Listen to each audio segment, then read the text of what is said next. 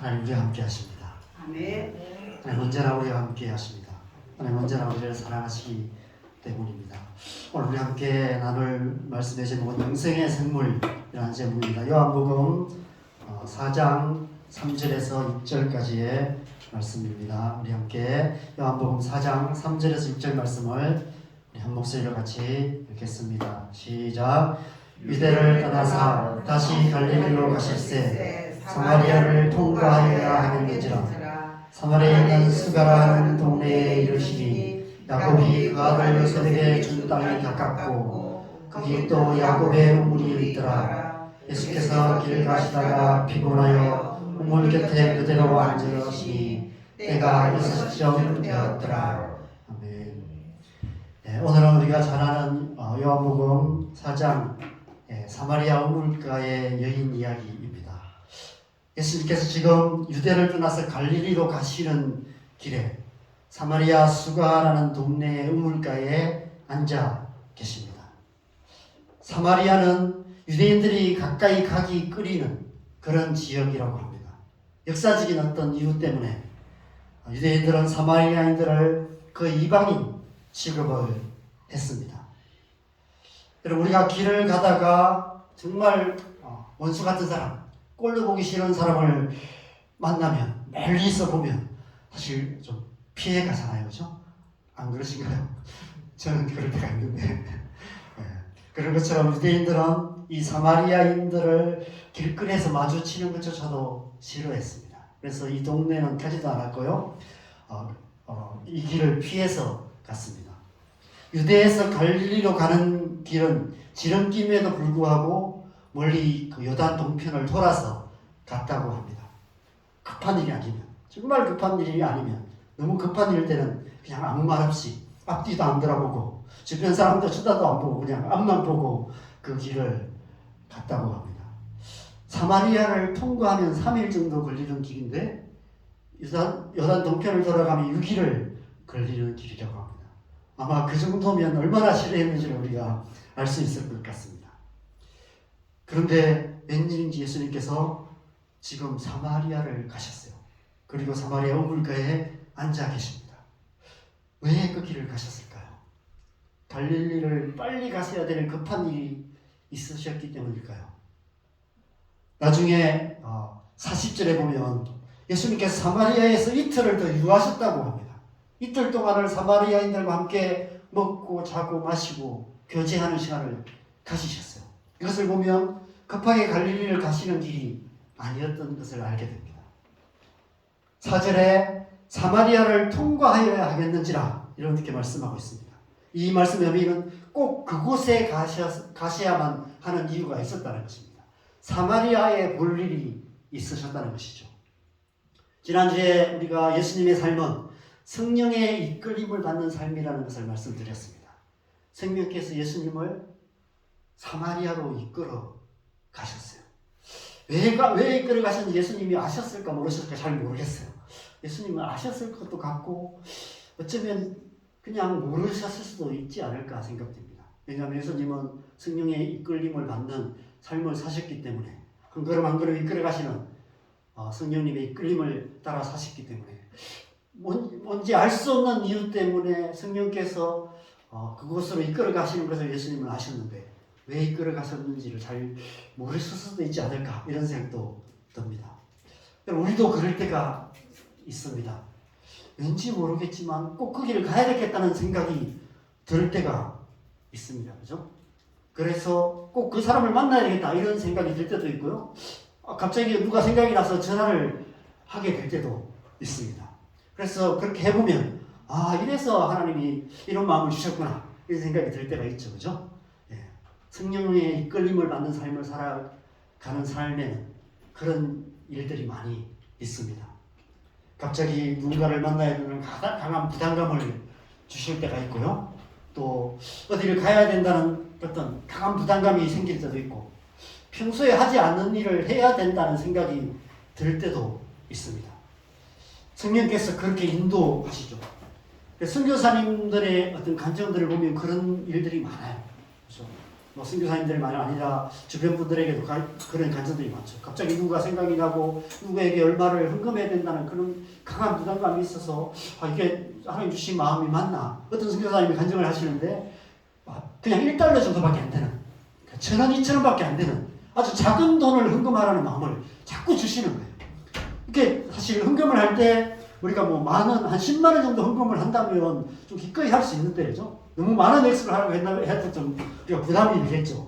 그런데 1,000원, 2,000원밖에 안 되는 아주 작은 돈을 갑자기 헌금하라는 그런 마음이 주셔서 이 마음이 정말 주님 주신 마음이 맞나? 늘 그것 때문에 한참을 고민하다가 기도하다가 그래서 너무 강한 부담감이 들어서 그 헌금을 했는데 어떤 분이 딱 그만큼을 넣고 기도하고 있었는데 딱 그 시간에 딱 그만큼이 채워지는 그런 이야기들이 있습니다. 하나님 이제 성령의 이끌림을 받는 삶을 살아갈 때 우리의 삶 속에 그런 일들이 있죠. 제 삶 속에도 그런 간증들이 많이 있습니다. 제가 그렇게 하기도 했고요. 또 제가 그렇게 기도했을 때 누군가를 통해서 또 그런 채워짐을 경험했던 적이 많이 있습니다. 아마 여러분의 삶에도 그런 간증들이 많이 있을 것입니다. 성령의 이끌림을 받는 삶을 살아간다면 저와 여러분의 삶에 하나님께서 행하시는 놀라운 간증들이 풍성하게 될 줄 믿습니다. 예수님께서 지금 성령의 이끌림을 받아서 사마리아로 가셨고 사마리아 우물가에 앉아 계십니다. 그런데 그때가 6시쯤 되었다라고 말씀하고 있습니다. 난 12시를 말해요. 여러분, 난 12시는 그 지역에서는, 그죠? 사람들이 활동을 안 하는 시간입니다. 왜 활동을 안 하는지는 그 땅을 가보시면 알아요.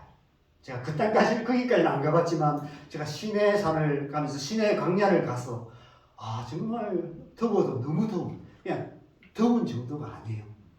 뜨거워서 죽을 것처럼 뜨거운 날씨. 그런 날씨가 바로 그 땅의 날씨입니다. 난 12시면 얼마나 뜨겁겠어요. 그죠? 그래서 그 시간에는 사람들이 너무 더워서 밖에 나가서 활동을 안 합니다. 웬만하면 집이나 나무 그늘에서 쉬는 시간이 난 12시입니다. 그런데 성령께서 하필이면 그 시간에 그 우물가로 인도하셨습니다. 오늘 말씀해 보면 예수님께서 피곤하여서 거기 앉으셨더라 이렇게 말씀하세요. 그 한낮의 때앗볕에 거기까지 가셨으니까 아무리 예수님이라도 지치실 수밖에 없으셨던 것 같습니다. 왜 성령께서 그 시간에 상식적으로 생각하면 아무도 없는 것이 뻔한 그곳에, 그 우물가에 누가 나와 있겠어요, 그 시간에. 그죠? 그런데 그곳으로 성령께서 이끌어 가셨습니다. 왜 그러셨을까? 늘 그 시간에 거기에 물기를 오는 한 여인이 있었기 때문입니다. 그 여인을 만나게 하시기 위해 성령께서 예수님을 그 길로 그 시간에 이끌어 가신 것이죠. 여러분, 이 사실이 얼마나 놀라운 사실인지 아십니까? 아무도 모르지만 하나님은 아신다는 것이죠. 아무도 없는 그 시간에 그 우물가에 그 여인이 물기르러 나오고 있다는 사실을 아무도 모르는 그 사실을 하나님은 알고 계신다는 것이죠. 그처럼 아무도 모르는 우리의 어떠함을 하나님은 아신다는 것입니다. 부모님에게조차도 말하지 못하는 우리의 마음을 아시고 자식들조차도 이해하지 못하는 우리의 아픔을 하나님은 아신다는 것입니다. 여러분이 방 안에 혼자 외로이 있는 그 시간조차도 하나님은 다 아신다는 것입니다. 여러분, 이 여인이 왜 이 시간에 이처럼 우물가에 물을 기르러 나와야만 했을까요?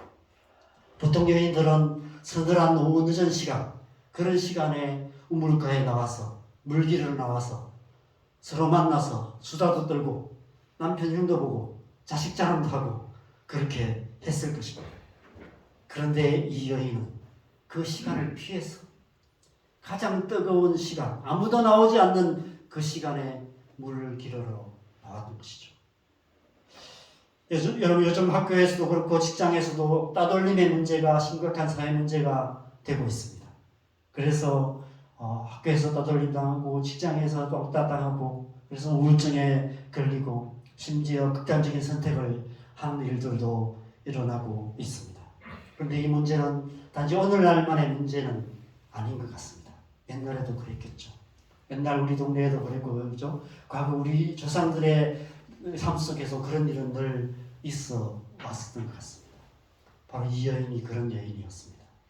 온 동네에서 따돌림 당하는 왕따인 그런 여인이었습니다. 사마리아라는 지역 자체가 유대인 공동체에서도 따돌림을 당하는 그런 지역인데 그런 사마리아에서조차도 온 동네에서 따돌림을 당한다면 도대체 이 여인은 어떤 여인이었길래 이런 삶을 살고 있었을까요? 18절 말씀에 보면 예수님께서 내게 남편 5이 있었고 지금 있는 자도 내 남편이 아니다 라고 말씀하시는 것을 보면 이 여인이 이 시간에 이 우물가에 나올 수밖에 없었던 이유를 우리는 짐작할 수 있을 것입니다. 동네에서 행실이 좋지 못하기로 소문난 여인이었던 것 같습니다. 여러분 여자의 적은 여자라는 말이 있죠. 그죠? 다른 여자들이, 다른 여인들이 이 여인을 좋아할 일이 없었을 것입니다. 내 남편도 유혹하지 않을까? 아마 이런 막연한 두려움도 있었을 것입니다.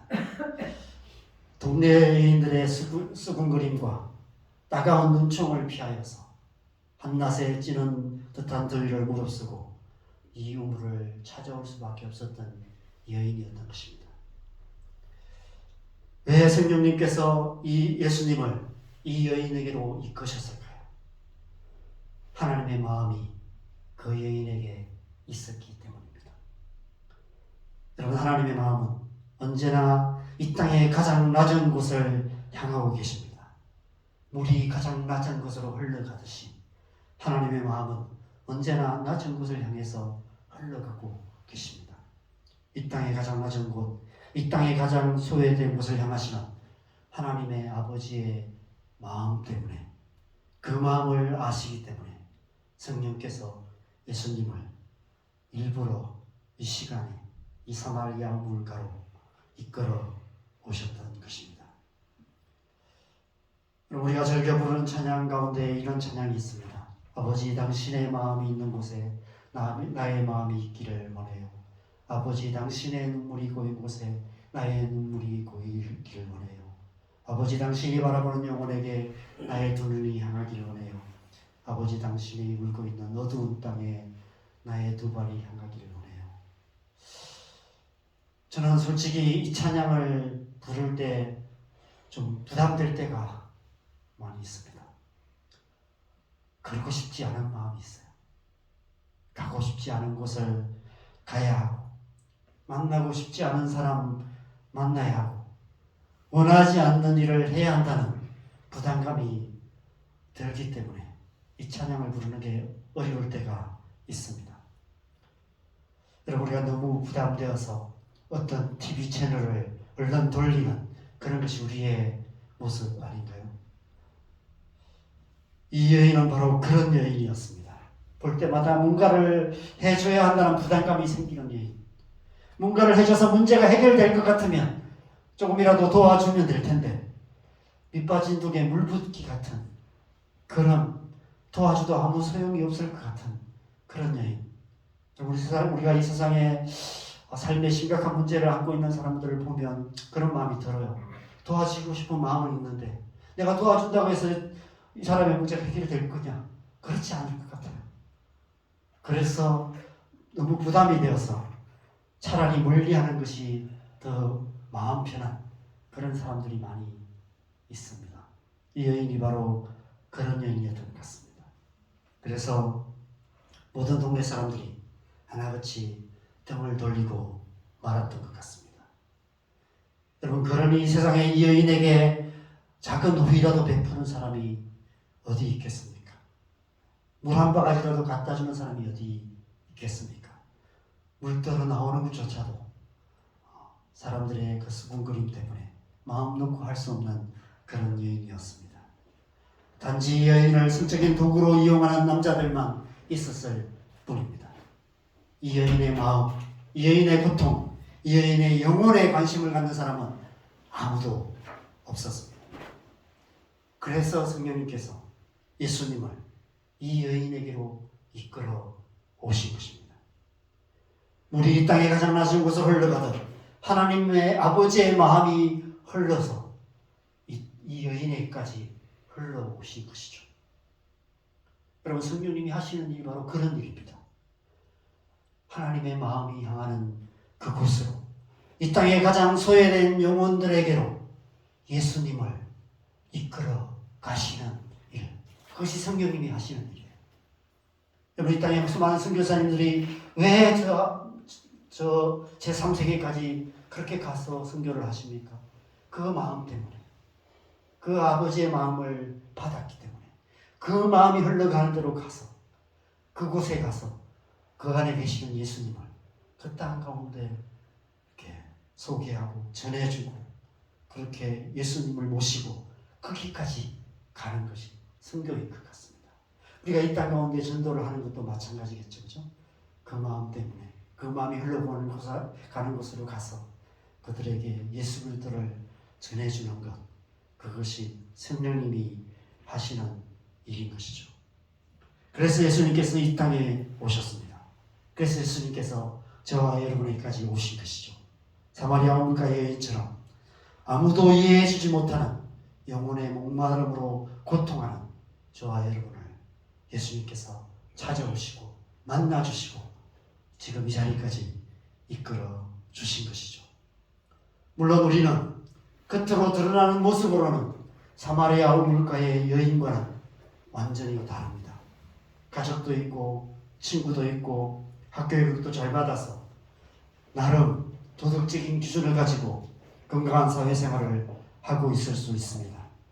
그러나 영적인 면에서 본다면 우리 영혼은 사마리아 물가의 여인과 별 다를 바 없는 그런 모습이 아닐까 생각됩니다. 우리 안에는 영혼의 목마름이 있습니다. 그 누구도 이해해주지 못하는 외로움이 있고, 그 누구도 채워줄 수 없는 영적인 갈급함이 있습니다.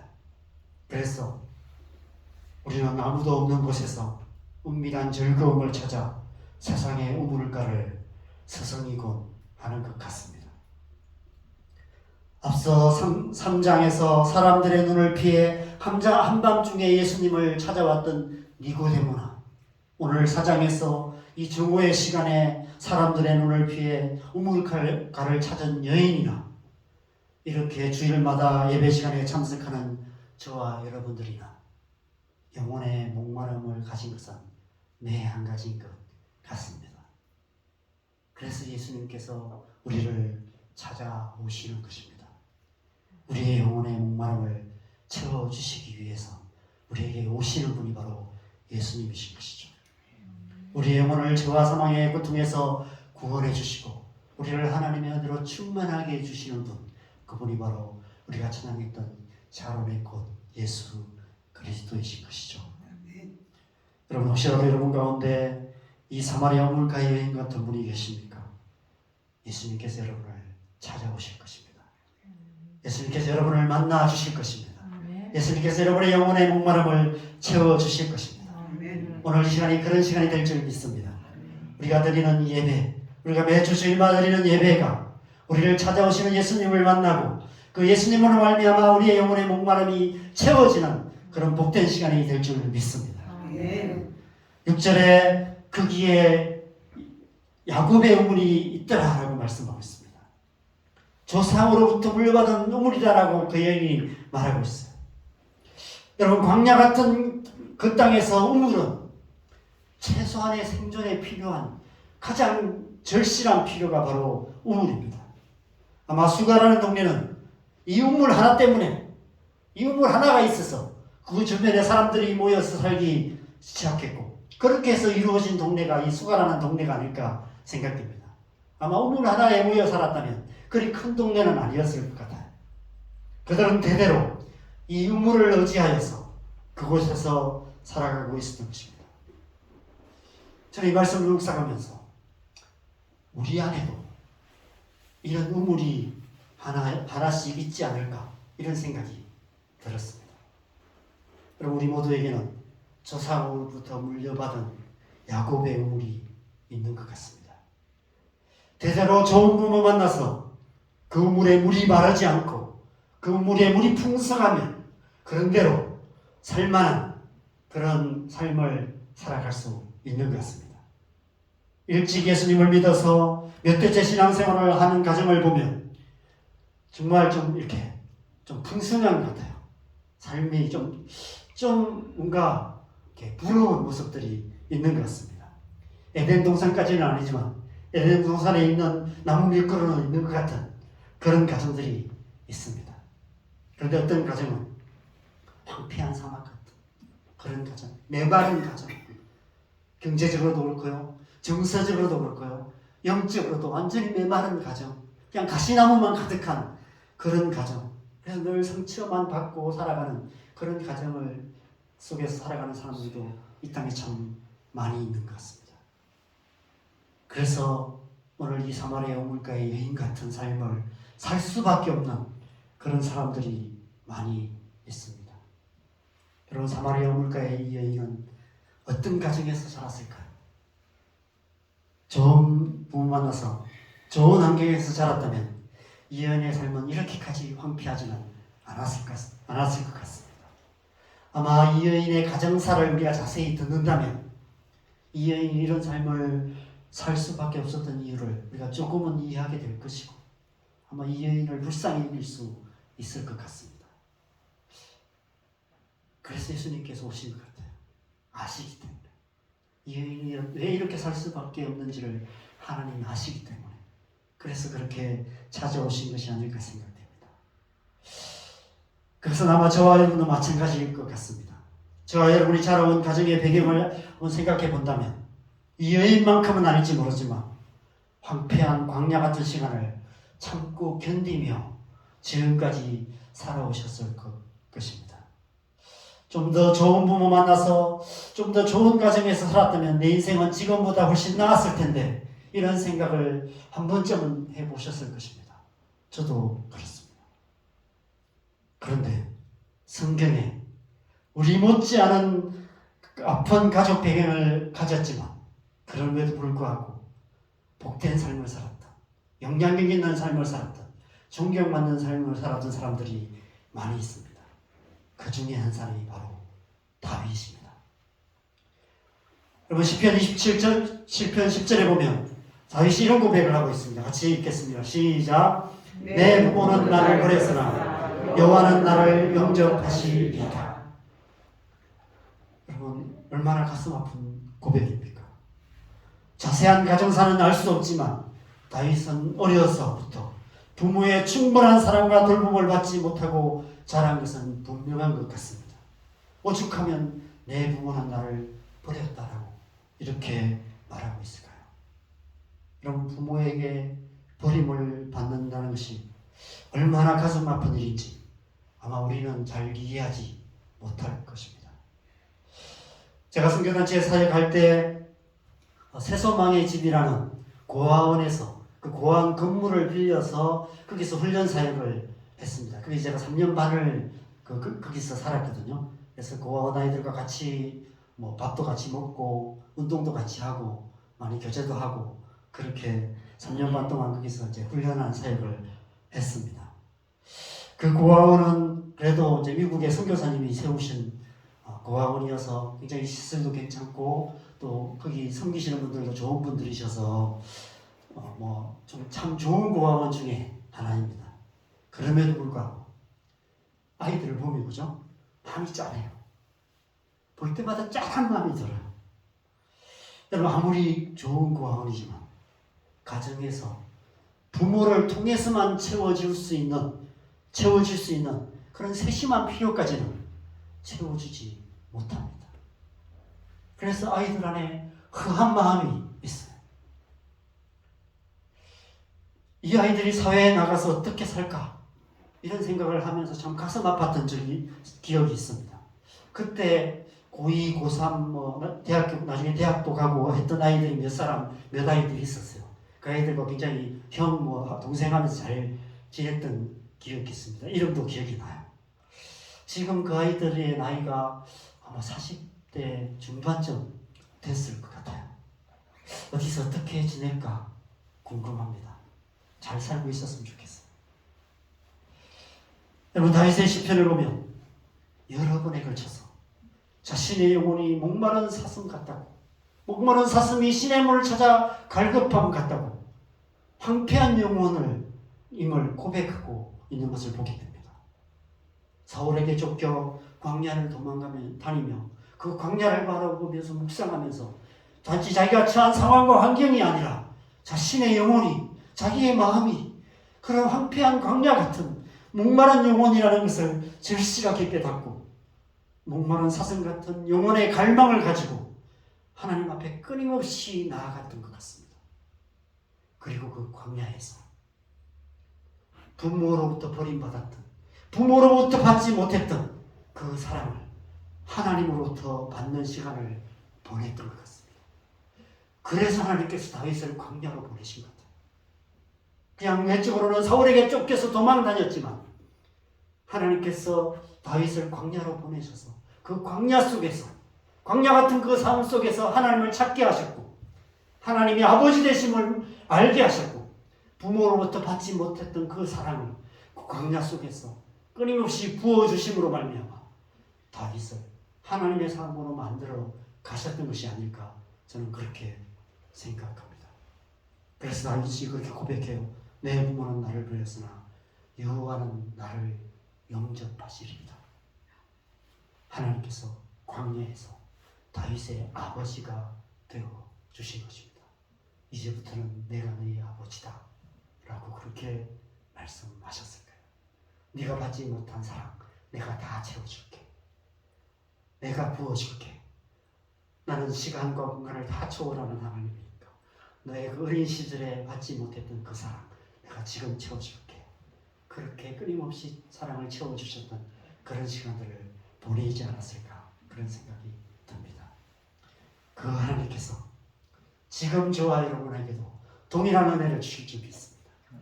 우리가 광야 같은 이 삶의 현실을 살아가게 하신 이유가 그 때문이 아닐까 생각합니다. 그곳에서 우리가 끊임없이 우리의 과거를 돌아보면서 과거의 상처 때문에 힘들어하고 그런 사랑을 주지 못했던 부모를 원망하고 그렇게 살아갈 수 있지만, 그렇게 살아간다면 우리는 이 과거를 벗어나지 못할 거예요. 그런데 그 광야 같은 삶 속에서 우리의 황폐한 영혼을 가지고 하나님 앞에 나아갈 때 하나님께서 그 채워지지 않았던 그 갈급함, 우리 영혼의 모든 그 영혼의 필요들을 충분하게 채워주실 줄 믿습니다. 그 은혜가 우리 가운데 늘 함께 하실 줄 믿습니다. 그래서 다윗이 마침내 이런 고백을 합니다. 시편 63편 5절입니다. 같이 읽겠습니다. 시작. 불소와 기름진 것을 먹은 것 같이 나의 영혼이 만족할 것이라. 아멘. 저는 이 고백이 저와 여러분의 고백이 될 줄 믿습니다. 왜냐하면 하나님께서 저와 여러분의 아버지가 되시기 때문입니다. 그 아버지께서 우리를 영혼을 만족하게 해주시는 그런 분이시기 때문에 그렇습니다. 그래서 우리 또한 우리의 영혼의 갈망을 가지고 목마른 사슴이 시냇물을 찾기에 갈급함 같이 하나님 앞에 나아가야 하는 것입니다. 우리 예배 가운데 나오는 이유가 그것이죠. 여러분, 예배 가운데 나올 때 그런 갈망을 가지고 나오셨으면 좋겠습니다. 그렇지 않으면 예배 시간이 그냥 의무적이고 종교적인 율법적인 행위로 끝나버릴 거예요. 그런데 우리가 그런 갈망을 가지고 주님 앞에 나올 때 예배를 통해서 우리에게 채워지지 않았던 더 깊은 필요들을 채워주시는 것을 경험하게 되실 것입니다. 저는 선교단체에서 화요 모임에 가는 것이 너무 좋았습니다. 화요 모임을 갈 때마다 1시간씩 찬양하고 또 1시간 말씀 듣고 기도하고 거의 저녁 7시에 시작해서 9시에 끝나는 그 시간을 제가 인천에서 다닐 때도 거의 1시간 반을 지하철을 타고 서울에 사는 화요 모임을 갔다가 마치고 집에 들어가면 11시가 넘는 그런 시간인데도 한 번도 안 빠지고 화요 모임을 갔습니다. 그런데 그 예배를 통해서 하나님께서 제 안에 있는 더 깊은 곳에 있던 깊은 상처들도 많이 치료해 주셨고요. 그래서 제가 찬양하는 내내 딴 사람은 막 기뻐 찬양할 때 저는 혼자 울다가만 오기도 하고 그렇게 했습니다. 그래서 제 안에 있던 깊은 우울증과 또 그런 아픔들이 많이 치유되고 회복되는 그런 은혜가 예배 가운데 있었습니다. 제가 오늘 예배를 위해서 기도하면서 좀 우리 예배가 그런 예배가 되었으면 좋겠다. 예배 안에 주시는 그 은혜가 우리를 더 깊이 치유하시고 우리 안에 그 갈급함을 깊이 채워주시는 그 은혜 때문에 예배를 사모하고 예배 가운데 나오는 발걸음이 막 더 빨라지는 그런 마음. 저는 막 그 설레이는 마음으로 갔거든요. 늦을까봐 막 조마조마하면서 막 그렇게 거의 달려가다시피 막 하면서 그 화염을 갔던 그런 기억들이 있습니다. 하나님께서 그런 은혜를 우리 가운데 채워주실 줄 믿습니다. 우리의 영혼의 깊은 무만함을 온전히 채워주시는 그런 하나님의 크고 놀라운 은혜를 그 사랑을 갈망하시면서 하나님의 얼굴을 구하는 그런 예배 되기를 바랍니다. 하나님의 사랑이 우리의 영혼을 가득 채우실 때 그래서 우리의 영혼이 만족하게 되면 그렇죠? 우리의 영혼이 만족한데 그렇죠? 그러면 내가 배고픈데 주변 사람 어떻게 돌볼 수 있겠어요? 그렇죠? 근데 내 안에 만족하면 이제 다른 사람들을 돌볼 수 있는 마음이 생겨요. 다른 사람을 위해서 기도할 수 있게 되고요. 그렇죠?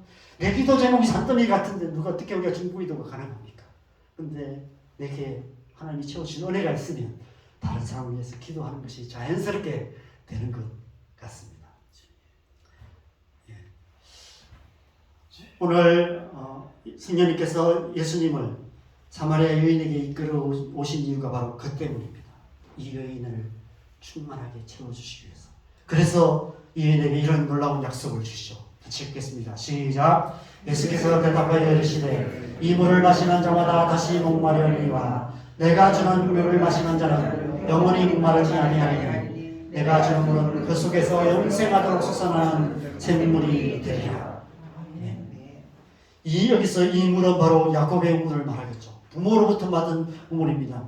세상의 우물입니다. 그런데 그 물은 우리를 다시 목마르게 한다고 말합니다. 세상에 즐거움이 있습니다. 우리가 외로울 때 힘들 때 찾아가는 목마름을 채워주는 세상적인 우물들이 있습니다. 그러나 그런 중독적인 삶의 습관만을 낳을 뿐 우리의 영혼의 목마름까지는 채워주지 못하죠. 여러분 아무리 좋은 부모라 할지라도 우리의 영혼의 목마름까지는 채워줄 수 없습니다. 우리의 영혼의 목마름을 채워줄 수 있는 것은 조상의 우물이 아닙니다. 그럼 부모가 아무리 최선을 다한다고 할지라도 자녀를 위해서 목숨까지 내어줄 만큼 사랑한다 할지라도 자녀들의 영혼의 목마름까지는 채워주지 못하는 것이죠. 아무리 믿는 가정에서 자란다 할지라도 우리의 영혼은 언제나 목마를 수밖에 없습니다. 이런 물질적인 풍요함이 우리의 영혼의 목마름까지 채워줄까요? 여러분 재벌 2세, 3세들이 왜 마약 중독까지 빠지고 있습니까? 물질적인 풍요함이 그들의 육신의 필요는 넘치게 채워주지만 그들의 영혼의 목마름은 조금 더 채워줄 수 없기 때문에 그렇습니다. 부모의 사랑만으로는 우리의 영혼의 깊은 갈망이 채워질 수 없습니다. 아무리 좋은 부모에게서 많은 사랑을 받으며 자라도 우리 영혼은 여전히 목마를 수밖에 없습니다. 그 목마름 때문에 중독적인 삶을 계속해서 살아갈 수밖에 없습니다. 그래서 오늘날 우리의 자녀들이 스마트폰 게임과 여러 가지 중독에 빠져 있고 마약 중독까지 심각한 사회 문제가 되어가고 있습니다. 이 세상에 그 무엇으로도 채울 수 없는 영혼의 목마름 때문에 사단이 그것을 알고 있기 때문에 계속해서 다른 것으로 더 자극적이고 더 강력한 것으로 사람들을 유혹하기 때문에 그 유혹에 미혹돼서 결국 이렇게 중독적인 삶의 습관에 빠지고 결국은 영혼의 파멸 가운데 살아갈 수밖에 없는 것이죠. 여러분 우리에게도 그렇고 우리의 자녀들에게도 이 물이 아닌 다른 물이 필요합니다. 예수님께서 주시는 물, 영생하도록 그 속에서 영생하도록 솟아나는 샘물, 그 샘물이 필요합니다. 이 샘물을 주시겠다고 약속하십니다. 요한복음 7장 37절 38절 같이 읽겠습니다. 시작. 명절 끝날 곧 큰 날에 예수께서 서서 외쳐 이르시되 누구든지 목마르거든 내게로 와서 마시라. 나를 믿는 자는 성경에 이름과 같이 그 배에서 생수의 강이 흘러나오리라 하시니. 예수님께서 성전에서 이 약속을 온 세상을 향해서 선포하십니다. 그 배에서 생수의 강이 흘러나오게 될 것이다. 여기서 배는 우리의 존재의 중심을 말합니다. 우리의 마음 깊은 곳에서 성령의 강물이 흘러 넘치게 될 것이다 라고 약속하고 계시는 것이죠. 여러분, 그러면 더 이상 목마름이 없게 될 거라고 말씀하시는 거예요. 더 이상 다른 물을 찾을 필요가 없게 된다는 것입니다. 내 안에 생수의 강물이 흘러나오고 있는데 세상의 물이 무슨 필요가 있겠어요? 세상 즐거움이 무슨 필요가 있겠어요? 우리가 찬양하는 많은 찬양의 가사들은 그 은혜를 경험한 사람들이 그렇게 찬양한 거예요. 주 예수보다 더 귀한 것은 이 세상 부귀와 바꿀 수 없는, 그렇죠? 세상의 부귀, 세상 즐거움들이 세상의 무기입니다. 우리의 작은 목마름을 조금은 채워주지만 우리의 영혼의 깊은 갈망은 채워주지 못하죠. 그런데 예수님을 만나고 예수 그리스도의 은혜를 경험하고 그 배에서 생수의 강이 흘러나오는 것을 경험한 사람들이 그 찬양의 고백을 하고 있는 것입니다. 이 고백이 우리의 고백이 될 줄 믿습니다. 우리의 마음 깊은 곳에 성령의 샘물이 흘러나서 강물이 흘러나서 우리 안에 이 고백을 하게 되는 은혜가 있을 줄 믿습니다. 그러면 골수와 기름진 것을 먹은 같이 우리의 영혼이 만족하게 될 것입니다. 우리의 영혼이 만족하게 될 때 우리는 하나님의 백성다운 삶을 살게 되고 우리의 가정에서, 우리의 직장에서, 이 세상 한가운데서 하나님 나라를 이루어가는 삶을 살 수 있게 되는 것입니다. 그러면 이 이사야 35장의 이 놀라운 약속이 이루어지는 것이죠. 같이 읽겠습니다. 시작. 광야와 메마른 땅이 기뻐하며 사막이 백합과 같이 피어 즐거워하며 무성하게 피어 기쁜 노래로 즐거워하며 레바논의 영광과 갈멜과 사론의 아름다움을 얻을 것이라. 그것들이 여호와의 영광 곧 우리 하나님의 아름다움을 보리로다. 아멘. 우리 안에 이 하나님의 약속의 말씀이 이루어지기를 소망합니다. 우리의 자녀들의 영혼에 이 하나님의 약속이 이루어지기를 소망합니다. 특별히 이 가정의 달에 저와 여러분의 가정에 이 은혜가, 이 놀라운 약속이 이루어지기를 소망합니다. 우리의 가정이 성령 충만한 가정이 되어서 하나님의 영광이 가득한 가정, 하나님의 아름다움이 나타나는 가정 되기를 소망합니다. 나아가 우리 교회가 이 땅에 하나님의 영광을 나타내는 교회 되기를 간절히 소망합니다. 우리가 이 소망을 담아서 꽃을 하나씩 준비를 했습니다. 나중에 나가실 때 여러분의 가정이 정말 이렇게 꽃피는 꽃처럼 아름다운 가정, 그리스도의 향기가 가득한 그런 가정 되기를 그런 소망하는 마음으로 꽃을 준비했으니까 가정당 하나씩 이렇게 받아 가시면 좋겠습니다. 시간 함께 우리 찬양하고 기도하는 시간 갖겠습니다. 우리 지난주에 찬양했던 우리 빈들의 마른 불같이 찬양을 함께 할 텐데요. 우리가 이제 다다음 주가 성령 강림 주간입니다. 그래서 제가 계속해서 이제 이 말씀들을 쭉 이렇게 연결해 가고 있습니다. 우리 안에 정말 하나님의 성령의 은혜가 충만하게 임했으면 좋겠습니다. 그래서 성경에만 기록되었던 간증으로만 들었던 그 은혜가 우리의 삶에 경험되어지고 정말 내 영혼이 골수와 기름진 것을 먹은 같이 내 영혼이 만족한 것이 무엇인지를 우리가 경험할 뿐 아니라 날마다 그 은혜 가운데 살아가는 은혜가 우리 가운데 있기를 간절히 소망하면서 우리 찬양 함께 하겠습니다.